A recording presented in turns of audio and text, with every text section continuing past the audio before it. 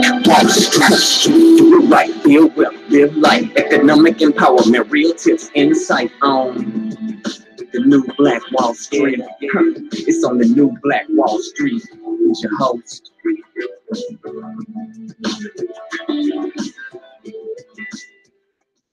All right, my beautiful people, man. Thanks so much for tuning in this morning on the new Black Wall Street, the Money and Power Show. I'm your host, ERGJ, your certified financial educator and CEO of ERGJ Enterprises, ERGJ Black Bazaar, and also international best-selling author of the book, The Black Billionaires Club.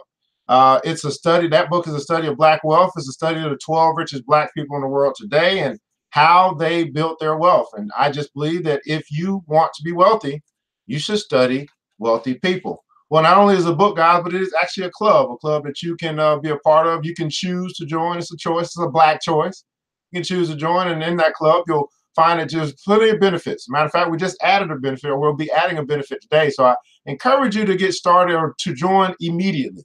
It's only $10 a month right now, but that will be going up. We do have financial literacy classes that we teach you how to make money. We got investment education and teach you how to make your money work harder for you than you work for it. We do have the new Black Wall Street Book Club, which we're currently reading, Think Grow Rich, a Black Choice. And we have from that personal development mastermind groups, business development mastermind groups, and also profit opportunities, ways for you to make more money.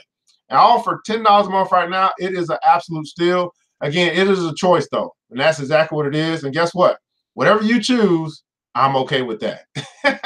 Whatever you decide, I'm okay with that. Go ahead and hit that like button, that share button, that watch party button, that follow button, whatever buttons you can, hit them all. Whatever you can do, because this morning is about Black folk talking about the markets in the morning. So if you could just give me a second, I want to go ahead and make sure I do my due diligence, share this thing out, let people know that we're here. As I'm asking you to do the same, man. Black folk talking about the markets, money and the markets. I like the money and markets. I had to change the name, Money in the Market Show. I don't know, something like that. How you guys doing, by the way? While you guys are connecting, go ahead and let us know what city, what state you're connecting from, what city, what state you are connecting from. Love to know just how far our reach is today, your city and state that you're connecting from. 1 second, guys. I'm going to shoot this thing on out to a couple places, and we'll get this thing on the road. So today, we're going to be doing a stock market recap. Looking at what happened in the market yesterday. We'll also be digging into a couple billionaires and find out what they've done, how they've done it. We'll be taking a look at the second largest Black-owned company in America and also its CEO. And what's going on there as well. Black folk talking about money and the markets in the morning. I like that. Black folk talking about money and the markets in the morning. So give me just 1 second. I'm just hitting the share button, hitting this thing out, and we're gonna get this thing crack-a-lacking. All right, yeah, we're gonna go there. We're gonna go there too. Yep. Like and share, like and share, like and share, like and share, people. Yep, like and share, like and share. All right, there we go. Woo-hoo-hoo. All right, that's done. We're gonna do this. We're gonna do this. We're gonna do this. We're gonna do this. I'm hitting this watch party. I'm joining there. Yep, we joining there too. And yep. All right, we're almost ready to go. All right, let me just minimize this just a little bit so make sure that I can see your comments and stuff. All right, Corey's in the house, man. Thanks so much for joining. Brooklyn, New York is in the Brooklyn Zoo. All right, guys. Again, go ahead and go to theblackbillionairesclub.com, theblackbillionairesclub.com, and join the Black Billionaires Club today. Make a decision to take control of your life and take control of your money and learn how to make it work harder for you than you work for it. So this here is CNN Money. I just like to come here. This is where I do my little review, see what happened, what I might have missed. But I don't watch the market all day. I'm not a trader. I am an investor. I am a value investor. I follow the likes of Warren Buffett, John Bogle. John Bogle. He passed away. What's his name? Phil Towns. People like that. That's who I follow. Those are my mentors when it comes to investing, and they have done me very well. So anyway, there's some news. I'm not gonna really get into this. I don't really see anything that I'm reading that's like I really have to. I really have to read this. Any rate, nobody care about that. Sears lost millions. Of course they did. Okay, I don't see anything there. So anyway, let's look right in the market. A little quick market recap. I may just start, depending on how fast I can get this stuff done, guys. I may start looking at the crypto market as well. That's something I do want to do. I just want to make sure I have the time to do it because we already go kind of long. I want to keep the show hopefully to an hour, but nonetheless. The Dow, what's going on, Mr. Mark Danes? Like and share, people, like and share the Dow. Yesterday, the Dow Jones Industrial Average of 51 points.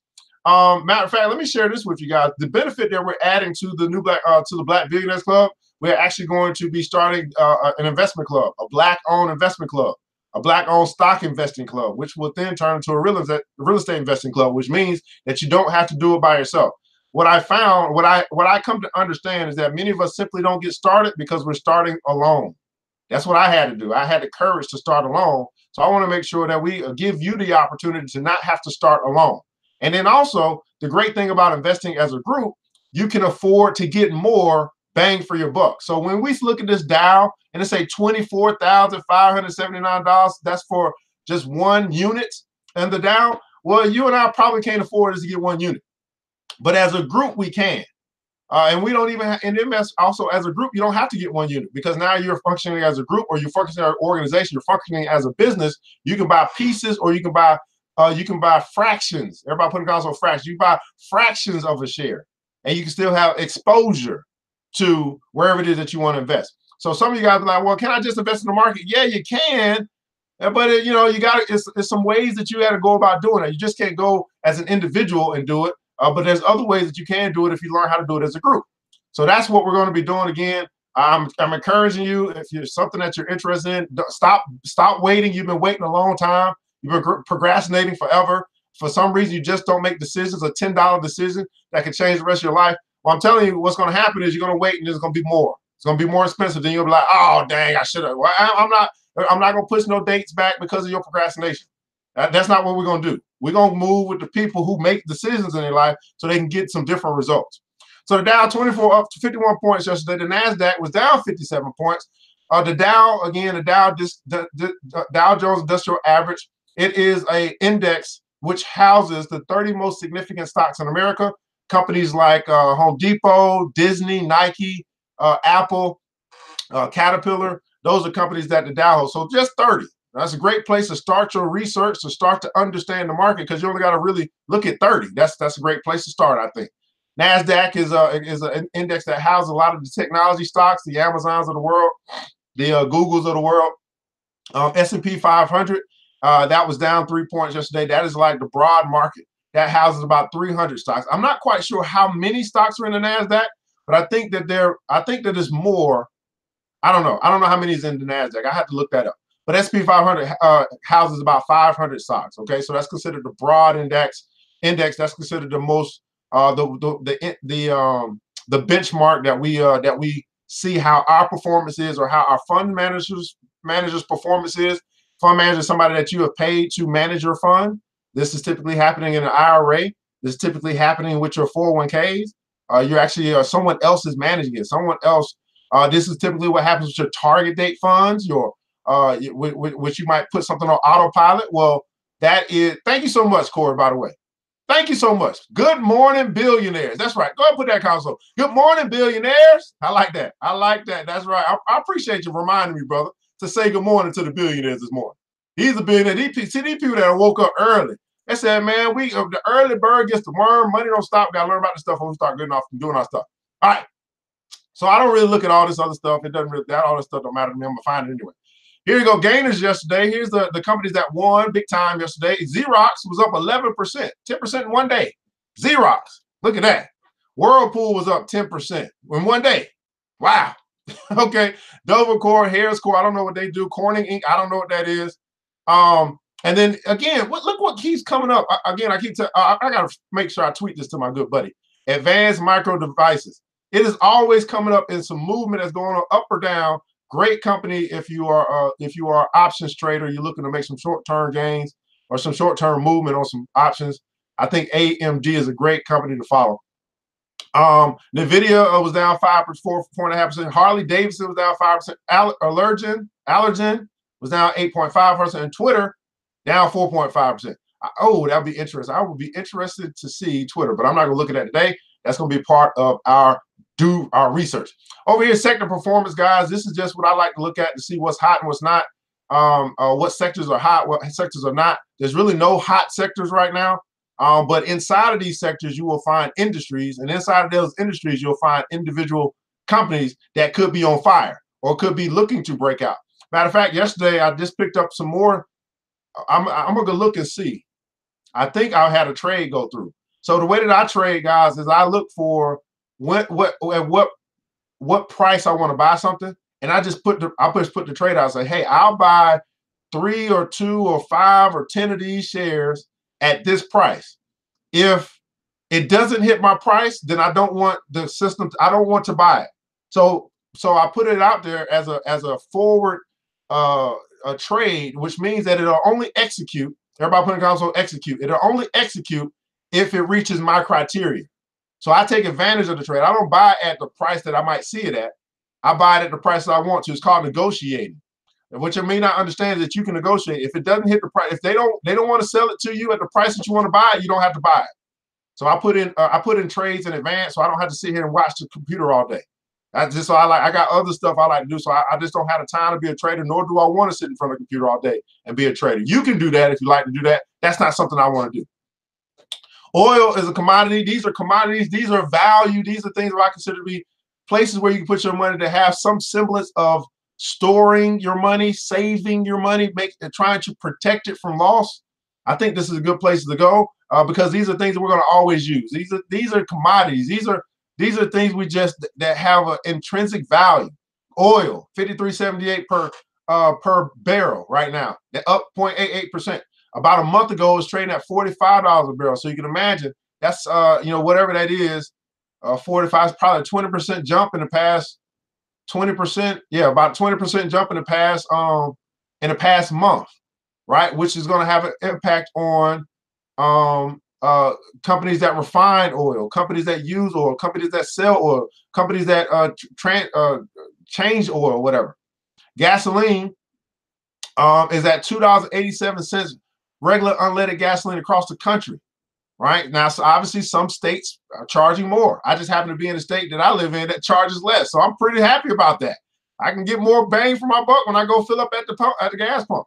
Right? Gold is at 13.12. So look at this. Now, gold. I mentioned to you on previous episodes how gold gets store value, but now starting to appreciate. You're starting to see what you're seeing here. When you see gold go up like this, you're starting to see fund managers, institutions, these the big dogs. Everybody put a call for big dogs. The big dogs are starting to move money into gold. Now, not physical. I mean, you can look at physical gold, but they're moving money into companies that would into companies that benefit from gold, mining gold, selling gold, whatever, refining gold, whatever they do with gold. Okay. So it's interesting to see the price of it up. That means more money is moving into the sector. It's becoming more valuable. And because more people are moving into it, it's causing the price to go up, right? So physical gold, you can look at that. I know we got people that do carat bars and things like that. You're happy about this. You're like, shoot, I own a little gold. I'm protecting my money. The value of gold is going up now as well. It broke 1,300. Oh my goodness. When it broke 1,300, that's when I got interested. That's when I got interested. Okay. Now,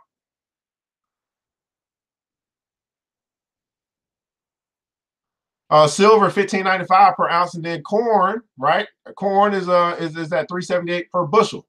Okay, that's where we are there. Here are your currencies. If you're traveling, if you're Forex, here you go. That's what you want to know. You want to know what the price of these other foreign exchanges are, foreign currencies are. Because that's what Forex is about, foreign exchange for foreign currencies, right? You want to know the price of things that's going on. I'm not a Forex trader, so it doesn't matter to me. But when I want to travel, I come over here and I see, okay, I'm gonna go to somewhere in Europe. Okay, so $1.14 is the trading for that euro. Okay, well, I'm gonna find some agents, and I'm gonna make sure they're not kicking my butt when it comes to me getting some euros. You know, that's what they do, right? They charge up. And that's how they get paid. They charge you to give you euros for your dollars. Well, if you know the price, right, the going price, then you can make sure that you're not going to places that's going to charge you 40%. See, this is stuff that we got to learn, guys. How many guys travel abroad? You understand that the transfer agents make money off of charging you more for the money they're going. It's an exchange. They're making money for the exchange to give you euros for you to then use euros when you're in Europe, right? You're going to give them your dollars and they're going to tax you. But if you know the price, then you can say, okay, well, you charge a little bit too much. Oh, no, I knew it was $1.14 when I left. Okay, no, I'm not going to pay $1.75 because you're aware. This is why we got to learn about money. Man, when I went over to, where did I go? Went to Rome and Spain. I was like, no, it can't cost that much. The Dow for the year up 5.37%, NASDAQ up 5.92%, S&P 5.31, which means if you'd invested on January 1st, if that was your New Year's resolution, your money would already be up no less than 5.31%, right? Most of us won't even get a 5% raise at the end of the year, but in just 29, 30 days in 1 month, your money could have worked harder for you than that job could have worked for you in a year. You understand what I'm saying? This is why this stuff is so valuable, right? Hit that like button, that share button. Black folk are talking about money in the markets in the morning. Do you have a friend? Do you have someone connected to you that could use this information? They've been looking for someone to teach them about money. They've been looking for someone that can share with them what the wealthy know and what they're doing. Huh? Black people, we got to wake up when it comes to our finances. What's the emotion in the market? Well, again, this is the most, this is what I consider sentiment. Now, my mentor, Mr. Warren Buffett, says this. He says to be fearful when others are greedy and be greedy when others are fearful. What is he saying? He's saying, hey, when everybody else is buying, when the price of Bitcoin is going up to $19,000, $20,000 per coin, you should be selling. When everybody else is selling, when Bitcoin gets down to $3,000, $2,000 per coin, you should be what? Buying. Now, here's what most people do. Oh, it's going up. Let me buy. Oh, it's going down. Let me sell. That's not what my mentors taught me.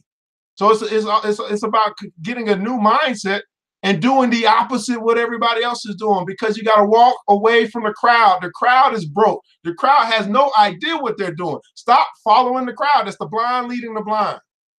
And all y'all broke. So right now it's in neutral. So what does that say? What does Mr. Warren Buffett say? He said, well, right now it's this neutral. We're just going to wait and see. Everybody say hold. That's a good song. Says you got to know when to hold them. You got to know when to fold them. You got to know when to walk away. Right? So right now we're holding. Does that mean we're holding on everything? No. It just means from the overall market, when it comes to the overall market, which is, again, the Dow. This is the overall market, S&P 500. That's the overall market. The Dow, NASDAQ, S&P 500. We're holding on the whole market. Does that mean that we can't find some individual opportunities? No, that means that we can. But we just know from the overall sentiment of the market, it's in hold status. Let's see what happens. Let's just watch. Let's add some stuff to our watch list. I'm going to teach you guys this stuff when you join the Black Billionaires Club. I just don't have the kind of time to do it on a 1-hour broadcast. I'm doing the best I can to give you as much information as possible. But again, we still only got 4 people watching right now. Think about that. So I'm talking about how to learn how to earn money. We will complain about what they're not teaching us in school, but we won't even log in to watch a broadcast to learn, regardless of what they're going to do in the public school system. It's a sad state of affairs for them. But we're going to keep doing it because we believe, I just truly believe we're going to get it together. All right, now here's the deal. We're going to dig into the Dow, right? We're going to dig down. So yesterday, we covered, or the previous episode, we covered what? Caterpillar. Or no, covered Chevron, right? Oh, man, y'all should have watched yesterday. Oh, Lord. hey, Chevron. All right, so now we're going to look at Cisco. We're going to look at Cisco. Oh, I got to change that in the thing. We're going to look at Cisco today. So Cisco, digging in the Dow. Cisco says with $45.96 per share. How many guys got $50 that you can invest, right? So all stocks are not the same. All stocks don't cost the same. So it's a 45, 46, just let's say a $50 stock. 40 years up 6%, right? 40 years up 6%. One of the things I'll teach you when you join the club and you want to actually get some investment education that you're willing to pay for, right? We're gonna start teaching you how to read these charts. That's what I do. That's what I did for 10 years for a company, right? I got them paid off of my analysis. Well, now I'll do it for myself. All right, I'm gonna teach you how to do that. Here's some trading, right? So Cisco is a $201 billion company. $201 billion company. Okay. Yesterday, looking at all this volume, 14 million trades taking place, 25 million on average per day for the past 3 months. So a lot of activity, right? Everybody putting on some activity, a lot of activity for Cisco for some reason. Now, their earnings growth last year, not a good year last year. Down 100% last year as far as their earnings growth. Not a good year. Last year, this year, they're up 16.96%. Next 5 years, they expected to grow 7.5%. Revenue growth last year was 2.76%. Not good numbers, in my opinion, for a company that's in the Dow. This PE ratio, 148.3, not good. Oh my goodness, 148.3. Lord, the price per earning. This right here is way overinflated. Not good. Price to sales and price to book, 4.21, 4.79. All right, look at this. So their annual revenue last year was 49.3 billion. Their annual profit last year, so out of they sold $49.3 billion worth of stuff. After they paid everything out, their profit was 110 million. Their net profit was 0.22%. No bueno. No bueno. They make no money last year. They didn't lose money, but they didn't make no money. Now, I don't know about you, but why is a company in business? A company is in business to make money. No bueno. Their electronic technology and computer communications, their CEO is Charles Robbins. Okay. So I already see some things I don't like about this company. Earnings growth down 100%. No bueno. Net profit margin 0.02. No bueno. PE ratio 148.3. No bueno. Yeah, I know I can speak a little Spanish, huh? No bueno. All right, so the forecast from the so-called quote-unquote analysts is saying, hey, well, Cisco right now at 45.96 per share, we're looking, hey, across our analysts, we're saying, hey, they can go as high as 60, as low as 44, but our medium or middle of the road for them is $52 per share. That's over the next 12 months. That's what the so-called analysts or so-called professionals are saying. I'm saying no bueno. And so here we go. So what does Cisco do? All right, so Cisco engages in the design, manufacture, and sale of internet protocol-based networking products and services related to the communication and information technology industry. The firm operates through the following geographical segments: the Americas, EMEA, and APJC. Its product comprises the following categories: switches and routers and wireless network management interface and modules, optical networking, access points, outdoor and industrial access points, next generation firewalls, advanced malware protection, VPN security clients, email and web security. So you probably have something from Cisco in your home office somewhere, right? The company was founded by Sandra Lerner and Leonard Balsack on December 10th, 1984, and it's in San Jose. So they've been around since 1984. They've been pretty steady with their employees. And then here are some shareholders. We're going to get more into shareholders when you get your investment education. I'm not going to keep covering that because, again, I think that's something for those that really, really want to learn. And I'm just trying to do an overview to get people to whet your appetite to say, hey, you can learn this stuff, right? I was the youngest and the only black person in the rooms I went into to learn this stuff. And I'm willing to teach it to you if you want to learn it. What does that mean? Pay me. That's what it means. All right. Oh, let me go back. What am I doing? All right. So no, I'm not going to look at the charts or news forecast. So when we do the investment club, guys, we will be teaching all of this, right? It's part of what you get. You get investment education when you join the investment club, or if you decide to be a part of the investment club.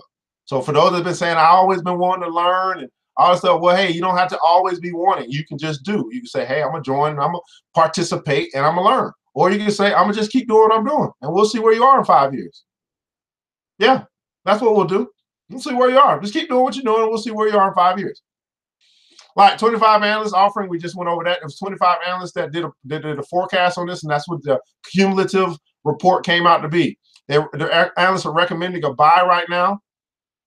On the last recommendation they had, they're recommending a buy. They got 20 buys, 2 outperforms, 8 holds, no underperform, no sales. Right. So it sounds like they're expecting their revenues to rise. They had a bad year in 2018, but it was better than 2017. It was better than 2016. So the earnings per share has been rising. It has been rising over the years. It's been rising over the quarters. That's interesting, right? Their sales have been rising. right? Then they're projected to go down this next quarter, and then their sales over the years have been flat.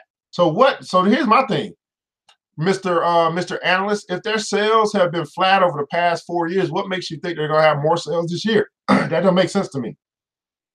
What would give them the indication that this year they're going to sell more stuff than they did over the past 4 years? On the past 4 years of pretty good history, would you think? Now, hold on a second. You did 49, 48.5, 49 billion. 49 billion this year. You did 49.2 billion in 2016. You did 48 billion in 2017. You did 49.3 billion in 2018. Well, what makes you think they're going to do 51.5 billion this year? I don't see that. I mean, I wouldn't have projected that, right? I mean, I'm looking at this and well, shoot, y'all might do a little bit better, but shoot, y'all have shown no growth in your sales over the past 4 years. Do you guys see that? That's why I don't necessarily listen to the quote unquote professionals. You've shown no growth in sales in 4 years. Well, what's going to make the 5th year different? Huh? Anybody? Help me out today. What's going to make year number 5 different? Why would they project that they're going to sell? Consistently say they're going to sell $51.5 billion worth of stuff, and over the past 4 years, they haven't topped 49.3. Where is this projection coming from, Mr. Professional Analyst? That doesn't make sense to me. I probably would have fired them on the spot. Like, where do you get that from? That's a hope. That's a throw in the dart, right? I mean, that's a shot in the dark right there. That doesn't make any sense, right? Unless they're gonna do something dramatic, they're gonna buy something, they're gonna come up with something new.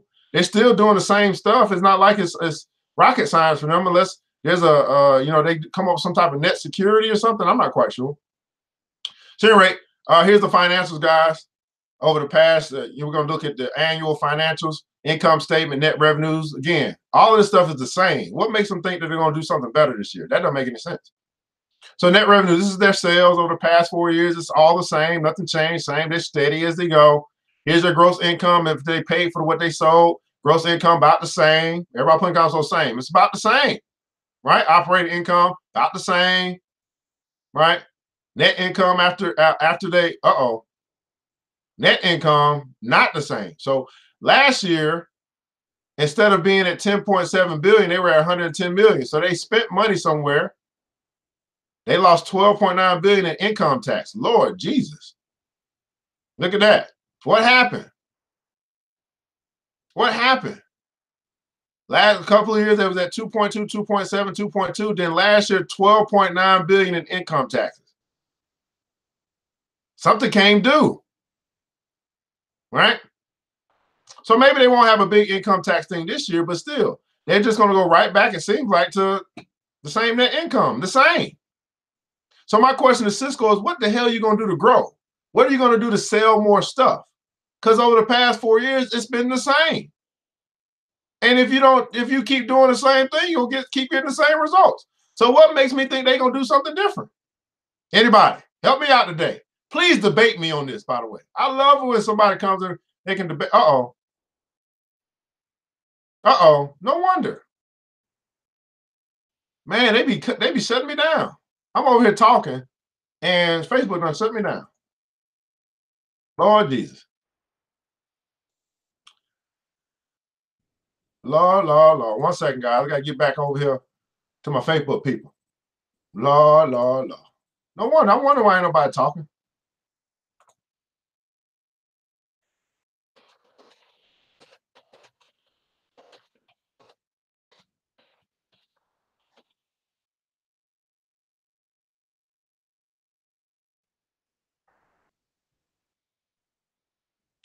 I wonder why nobody talking. I wonder what's going on.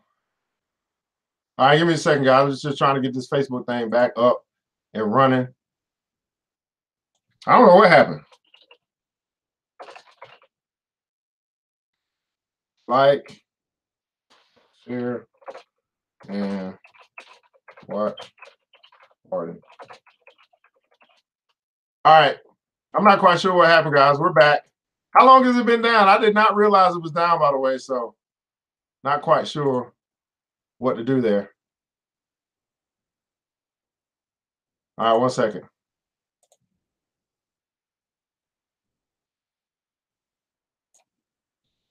All right, back in action. Okay, all right, we're back. I'm not quite sure how long. I don't know what happened. You know, when you start trying to teach your people about money, man, you know, good old Facebook, they got a way of just, you know, internet issues and stuff like that. I'm not quite sure.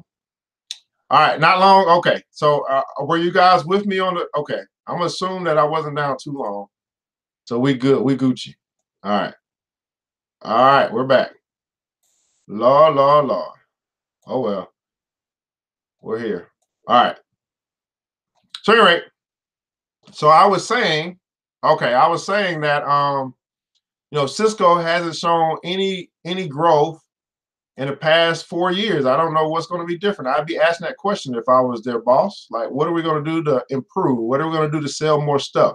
What are we going to do to increase our income? What are we going to do, you know, to exceed other than just keep doing what we've been doing? So I don't see these sales increases. I don't see where they're going to do better.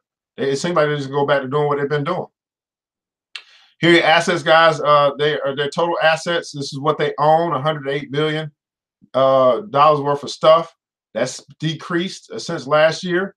Their liabilities at 65.6 billion, which means they have about 43 billion in total equity. There are 43 billion over water in equity. So just like a house could have equity, companies have equity. So their value in the marketplace is 43.2 billion, which is good for shareholders who you benefit from the equity in the company. All right, that's good. That's good news. Cash flow statement. This is how they manage their money. Of course, they didn't have much money to manage last year, 110 million. Right, not a good thing. Right, but look what they did. They were able to make some money in investing, 15.3, and then they had to lose. They lost some money with financing. So, you know, with their paying out dividends and stuff like that, their financing. Yeah, I don't really see. You know. It is what it is for Cisco. Okay, I'm not really excited about Cisco at all. Yeah, not really excited about Cisco at all. So anyway, that's a quick digging in the Dow for Cisco. Find out what they do. Oh, we gotta go over here. So let's go take a look at their investor relations. For every company, guys, is publicly traded. They do have a website. They do have a place where you can go get some information as an investor. I want to go and look at go right to the horse's mouth, and they'll share with you stuff as well. What's going on? If you become an investor, you want to take a look at their website. You want to be coming to their investor relations. So we're going to scroll all the way down here, see if we can find investor relations. And there we go. Boom, investor relations. That's the only thing I'm interested in. 45.96, a $206 billion company, 20-minute delay. They got info, financial info, stock info. Here's how you contact them if you got any questions. Let's take a look at they got events coming up. Financial info. I'm trying to find their dividends, stock info, dividends and splits. They got a transfer agent. Transfer agent just means that you can buy stock directly from the company through their transfer agent. Here you have their dividends. They've been paying. They increased their dividends last year, at the beginning of the year, to 33 cents. They're just basically that was a move to try to keep their shareholders happy because they didn't do well last year. But they bumped it up from 29 cents per share per quarter to 33 cents, which is basically $1.33 for the year. And you divide that into their stock. That's how you get their yield. So they are paying a dividend. They're paying a dividend consistently. It's increased consistently since 2011 from 6 cents to 8 cents to 14 cents to 17 cents, 19 cents, 21 cents, 26 cents, 29 cents, and 33 cents. Okay.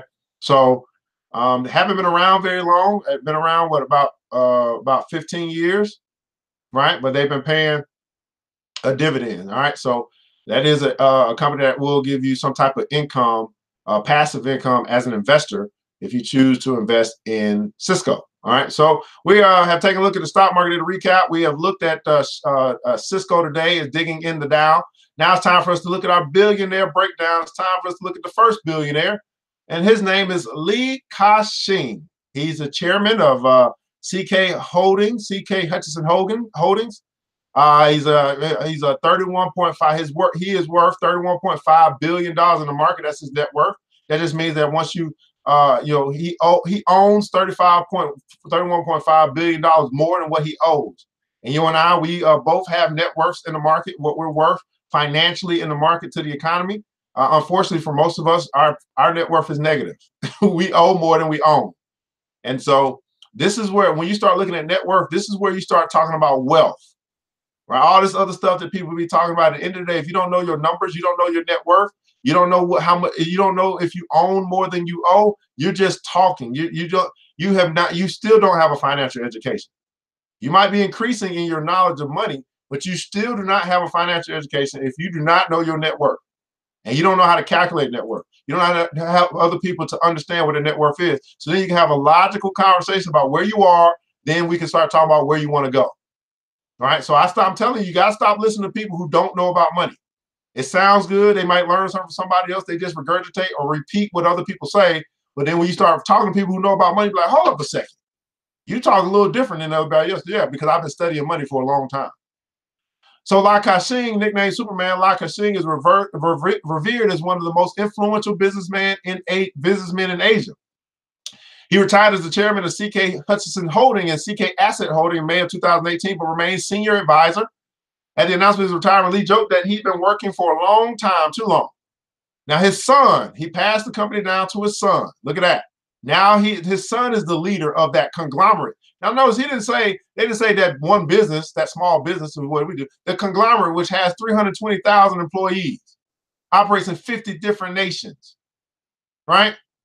Now Lee Ka-shing, he started Chain Kong Plastic, a plastic company, in 1950 when he was 21 years old, and he started with $6,500.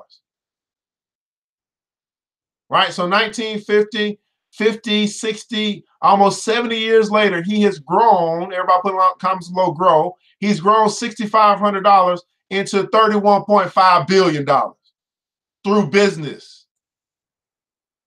Through business. I want us to understand that one of the best ways for you to even consider building wealth is through business. Now, some of y'all might understand, like, he started again, 21 years old with $6,500, borrowed savings and loans from relatives, right? He got the money from, he got his family together, say, hey, this is what I'm looking to do. Don't get me no gifts for Christmas, or don't get me no gifts for my birthday. Give me some money so I can go and start this business so we can build a legacy for our family. And now that $6,500 turned into a conglomerate, and he's passed the conglomerate down to who? His son.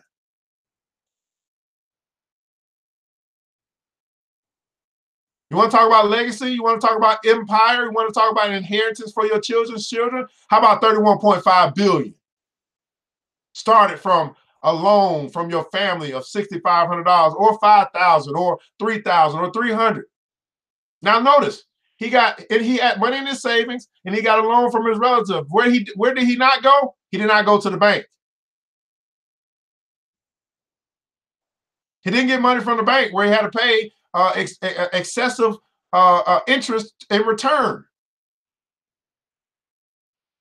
What would it be like if you can go to your relatives? What would it be like if you can go to your community and you say, hey, here's the idea. Here's what I want to do, and here's where we're going.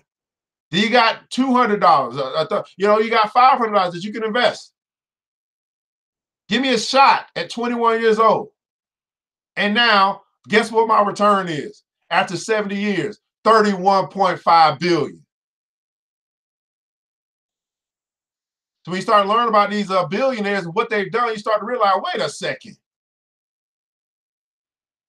Nothing special. He started early. He had a dream. He got the money that he needed from the people he trusted, or they trusted him. And now, 70 years later, he done built an empire for his family. One generation, one decision, matter of fact. His Ka-shing Foundation, so he's got the foundation that donates more than $2.6 billion. Over 80% of it has gone to Greater China. So he invests back into his nation, back into his country through his foundation. So he had, not only does he have a for-profit business, he got a non-profit business. This is why I study billionaires. I don't listen to people. I'm telling you, I stopped listening to people who ain't got no money, who don't own nothing, who ain't grown nothing. They got a dream, but they don't have nothing for me to say, okay, let me look at your tangible results. Some did you know? Again, Look at his education. He dropped out of high school. Uh-oh. 21 years old. He dropped out of high school. He got a dream. He built the business. He's a billionaire. But they'll tell you, you got to go to school. This is what our parents been teaching us in the Black community. Go to school, get your education. Nothing wrong with getting your education, but it's what education are you getting? I've learned a lot more in business than I did in formal education. That's why my mentor says formal education will make you a living. That's great. Get your job. But self-education will make you a fortune. I'm going after billions. I don't know about you. That ain't whatever. That ain't everybody else. That ain't everybody's dream. Clearly, I'm going after billions. He dropped out of high school. You know what I'm saying? He dropped out of high school. Now, what Asian person do you know is not an engineer or a doctor? This brother dropped out of high school.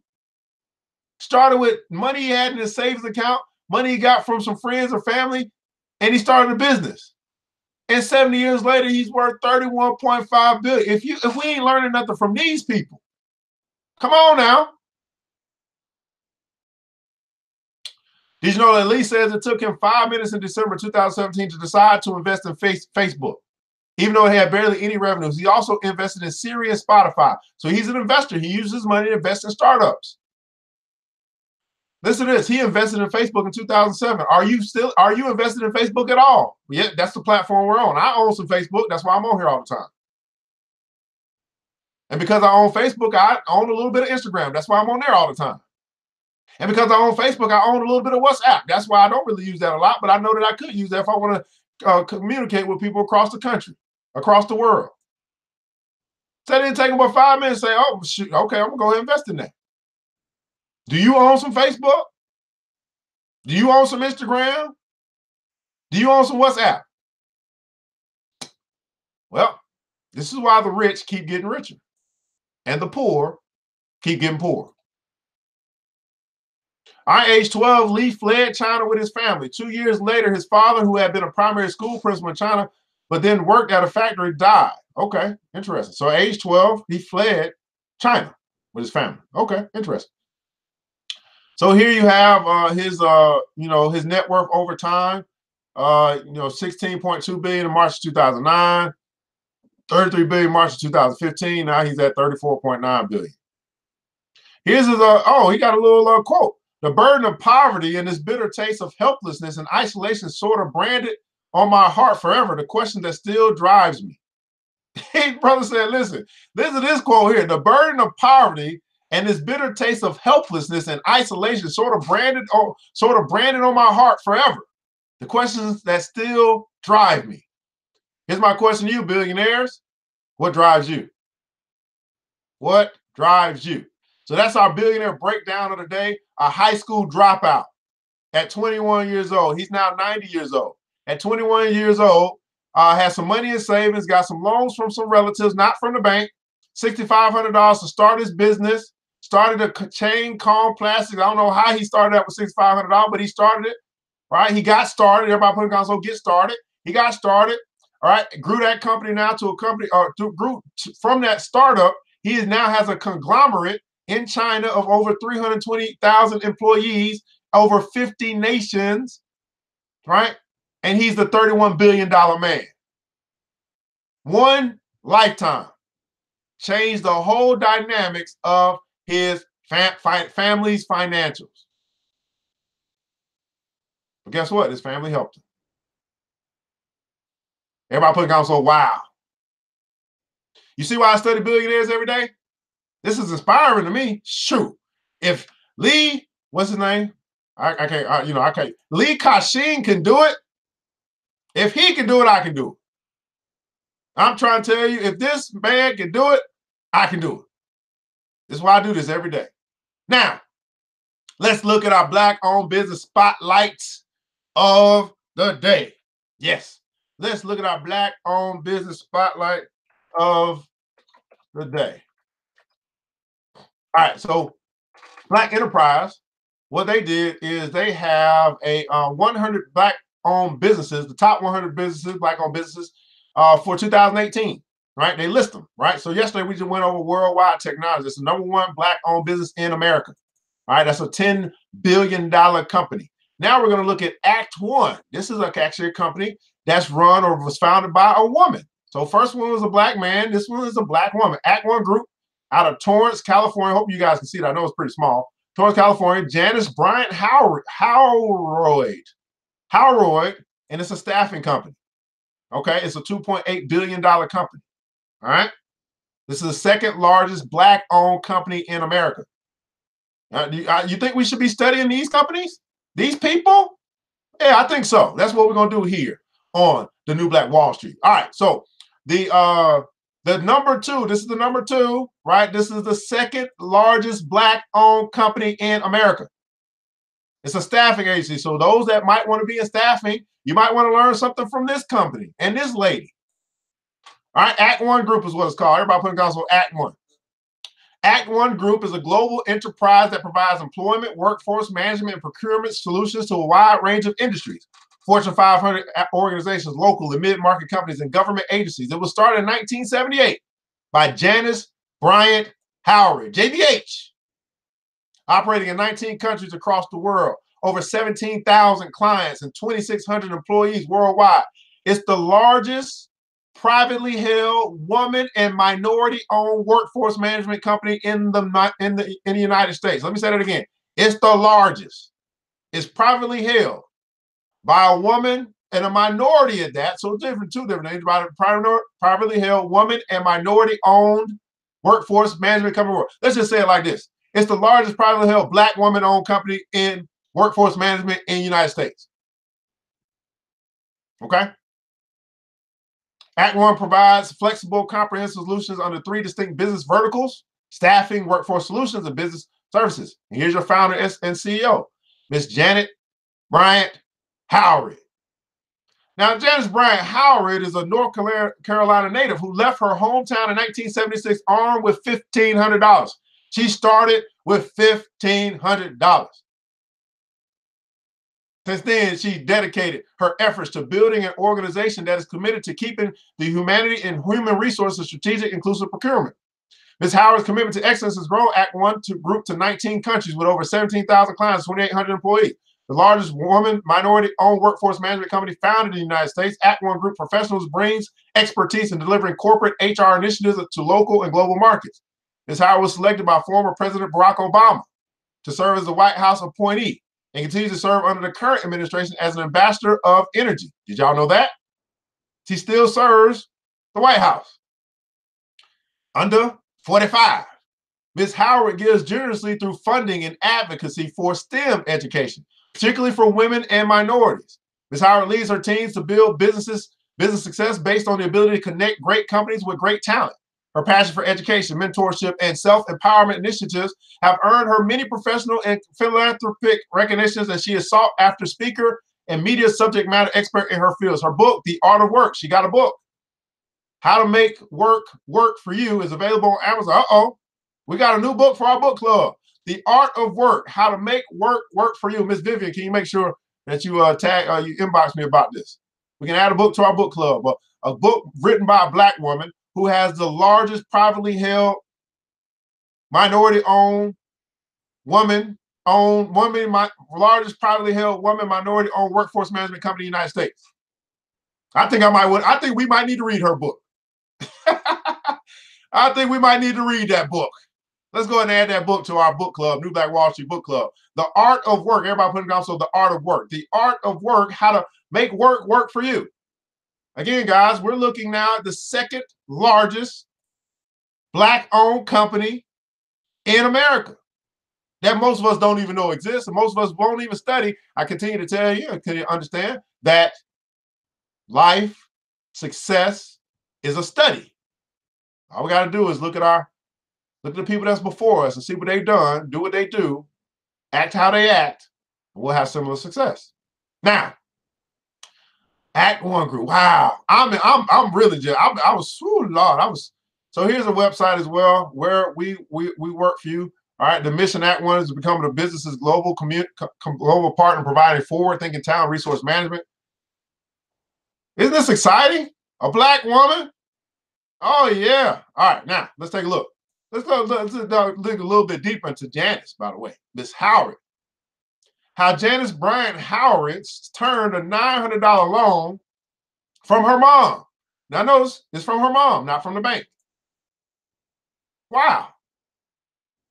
A $900 loan from her mom into $1 billion business. Hold on, let me see if I can see did it show the value? I imagine it's a $2.8 billion company, but anyway. She turned a $900 loan from her mom. How many of you are willing to invest into your children's dreams? Let me ask this another way. How many of you guys actually have some money to invest in your children's dreams? This is why you got to get your money up. Because it may not be you that's going to build the empire. You might just finance it. And that little finance could come from a small little seed like $900. And then your child, who's now inspired and now knows they have your support because you invested in them, right? They take that $900 and then they turn into $1 billion business. Wow. I'm just trying to get you to understand that it does not have to be that you go to a bank and get a loan. It's plenty of ways to get money, but we only think one way and we find ourselves going more and more into debt. Now, how much do you think she paid her mom back? She got $900 for the start. How much do you think she's paid her mom back over the years? Woo! If her mom is still living, I'm not quite sure. All right. James Bryant Howroyd is a multi-millionaire entrepreneur philanthropist, a CEO and founder of the largest woman-owned workforce company, Act One, and the first Black woman to own $1 billion business. Let me say that again. How many guys knew this? The first Black. That's why I don't pay attention to Black History Month, because we got history going on right now. She's the first Black woman to own $1 billion business. So this is what, Madam C.J. Walker 2.0. All right. Make sure you like and share and hit the watch party, please. Make sure you follow this page, ERGJ Enterprise. You want to learn more about wealth in the Black community. Wow. The first Black woman to own $1 billion business. I think we need to read her book, The Art of Work. How to make work for you. Oh my God. You know what? I wasn't planning to do this morning, but since we don't need to waste no time. We need to go right there. Let me see. Where can I can take this down. Good old Google, The Art of Work. How to make work for you. Let's see here. You said we can find on Amazon. All right. $14.95. I think that's a quality investment. Let me just add this to is this me? Yeah, it's me. Let me just add this to my cart real quick. Oh, something. Let me add it to my wish list. Yeah, there we go. There we go. Oh, yeah. All right. So, of course, what I'm going to try to do for you guys, I'm going to get this book. I'm probably not going to get it from Amazon, but I'm going to work with some Black-owned companies and Black-owned bookstores and see if we can get this book, The Art of Work, How to Make Work. How many guys want to read this for our business development mastermind group? Want to read this book here about? You want to read a book from the first black woman to own $1 billion business? How many guys think that would be valuable to read? Might be worth us reading that book. All right. So anyway, let me go back. All right. I don't add it to my wish list. All right, let's go. The Art of Work: How to Make Work for You by Janice Bryant Howroyd. Oh my God, I'm inspired, people. She wrote it in 2009. I'm just now finding out about the book 10 years later. Right? Oh my goodness. Getting the job, preparation, the plan, the process, polite coaching. Welcome to your work as a blessing. Open your mind. Oh my goodness. Lord, these are commitments. Oh Lord, yes, we're going to read this book. Yes. Yes, we're going to read this book. Yeah. Ooh, okay. I'm excited. Oh yeah, I'm excited about that. Let me go back. The first Black woman to own $1 billion business. She's chartered on her own course through Business World. Her company, which generates $1.1 billion in net sales. How many of y'all have seen somebody talking about this lady? Seen somebody talking about her and all these groups that you're in, all these chambers that you might be a part of? Has anybody actually profiled this woman? Said let's Let's stop talking about all of us. Let's talk about her. Let's learn from her. You see, I'm not going to talk a whole lot about my business a lot, right? I'm going to talk a lot about these people that I follow because I'm learning from them. Her company, which generates 1.1 billion in net sales, has made her one of the richest self-made women in America, and a net worth that Forbes puts at 420 million. Here's how she did it. Look at that. Look at that picture there. I don't even want to read them. I just want to honor you today, Miss Janice, Bryant, Howroyd. I mean, I've heard about you before, but today is the first that I'm really looking into your life and trying to learn from the path that you have set forth for us to be successful entrepreneurs. I appreciate you taking that $900 and combining it with the money you had in savings of $1,500, and then you building a $1 billion business. Because if you can do it, that tells me that I can do it. Everybody put it down, so I believe. I believe. I believe. All right. You have Ms. Makins? Yeah, I heard about it. You have? Okay, good. Fantastic. 1978, Howard started Act One Group at the front office of a rug shop in Beverly Hills, California, with a $900 loan from her mother. I wanted a really classy address, but I didn't have a really classy fund, so I borrowed $900 from my mom. That gave me about $1,500 to start my business. What's your excuse? A lot of us we talk about capital so much. We talk about we don't have enough money. Listen, this lady started a $1 billion company she had 600, she got 900 from her mom, and she got started. She used the money to buy the necessary startup equipment that needed to get her company off the ground. I thought that I was Judy Jetson when I got my fax machine. She said, my business literally started with my fax machine, my phone, and my contacts. What's your excuse? With very little entrepreneur, listen to this. She didn't start with a whole bunch of experience. With very little entrepreneurial experience, Howard says she relied on early lessons from her parents to help her grow her company. So many of the business practices that I still use in my company today were practices I learned from my mom. We got to start teaching our children. Growing up in Tarboro, North Carolina, as one of 11 children, Howard says her parents taught her the benefits of being innovative with few resources. She attended segregated schools until the 11th grade and says she often learned from textbooks that were missing pages of information. One time, as she complained about her lack of resources, she says her dad challenged her to continue to be better. Everybody put in console, be better. This is what I can challenge you to do every day, to be better. I know you can't concern yourself with what others are doing. You can't concern yourself with what might be missing in the textbook. You can't concern yourself with all of that. You just got to be better. You got to get better. He wouldn't accept it, she said. He said, you're smart enough to figure out. Everybody put in console, figure it out. You're smart enough to figure it out. Her mom took matters a step further and told Howard that once she figured out the missing information, she needed to write it down. Write it down. She wrote a book. Tape it in the book and leave it for the next person behind you. Oh, look at this wisdom. Now we got a book that she wrote. She taught us the many principles of making lots from nothing, she says. And I think those things that she did and the way she worked with us really taught me so much about not only how to build my business, but how to sustain and innovate. Sustain and innovate across the platforms that I work in today. Look at this woman. Lord Jesus.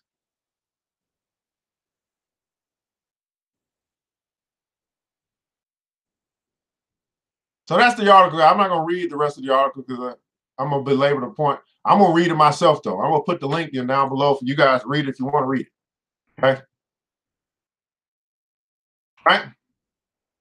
Write it down. These are lessons from the woman who took $900, $1,500, and built a $1 billion business. She's the first Black woman to own a $1 billion business. She's the founder of the largest woman-owned workforce management company in the United States. And this is how she got started. A loan from her mom and wisdom from her parents and a dream. So when you say that, oh, I don't have the money, that's an excuse. When you say, I don't know what to do, that's an excuse. Like her parents said to her, I'll say to you today, figure it out. This is New Black Wall Street, in the Money and Power show, where you got Black folk talking about money and markets in the morning. We've covered the stock market, did a recap on that. We dug into the Dow today, going into Cisco. We looked at the billionaire, Mr. Ka-shing. Again, same thing. dropped out of college, right? Got a little loan from his parents or his relatives, started his business. Now he's a $31 billion man. We looked at a Black-owned business, the second largest Black-owned business in America, Act One Group, and its founder, right? The woman who built a $1 billion business, Miss Janice Bryant Howroyd.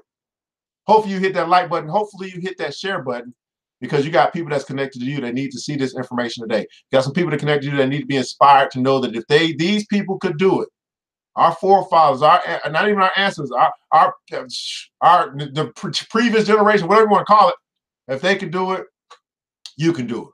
Well, one of the ways you can do it, guys, you don't have to do it alone. You can simply decide that you want to join the Black Billionaires Club today. We can work together to help make your dreams come true. I invite you to do that. Right? We got business development, personal development. We also do have financial literacy classes to teach you about money. See, we don't have to do it alone. We can choose to do it by ourselves, and that's the choice that you make. And here's the deal.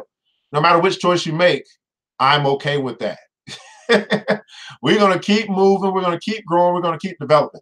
In the comments below, I'd like for you to share with us one thing that stuck with you today, something that you learned today. Was this worth your time, and why? I don't just do this just to do this. I do this to hopefully educate you, inspire you, and let you know that there are plenty of quality, valuable stories out there, and we can offset all the negativity by actually learning the truth and learning from people who have done it. All right, learning from people who have done it. Black, white, Chinese, Asian, it doesn't matter.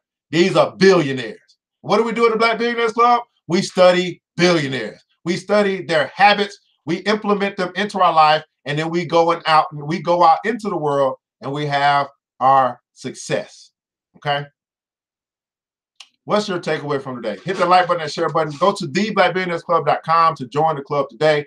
Again, when you join the club, you do have these benefits that's available unto you that you can take advantage of. Only for $10 a month. This price will be going up.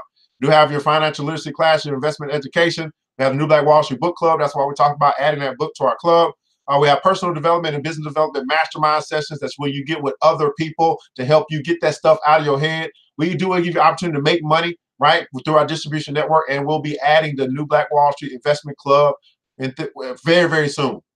So you can delay, you can wait, or you can sign up today. I will tell you that membership will be increasing very soon. So make a decision to join the Black Billionaires Club today. Well, guys, thanks so much for joining us here on the Money and Power Show. I'm your host, ERGJ, your certified financial educator, CEO of ERGJ Enterprises, ERGJ Black Bazaar, and also, it is? Oh, thanks so much for tuning in. ERGJ Black Bazaar, and also international best-selling author of the book, The Black Billionaire Club, and founder of The Black Billionaires Club. I want you to remember this, that it takes a village, and it starts with us. Let's build as we climb together. We all we got, people. But guess what? That's enough. Now, I pray to God to preserve each and every one of you, that you go out today on this wonderful Wednesday. You have a fantastic day, and that God will give us the opportunity to meet again tomorrow, 7 a.m. Eastern Standard Time. Until then, you know what time it is. Mr. DJ hits the music.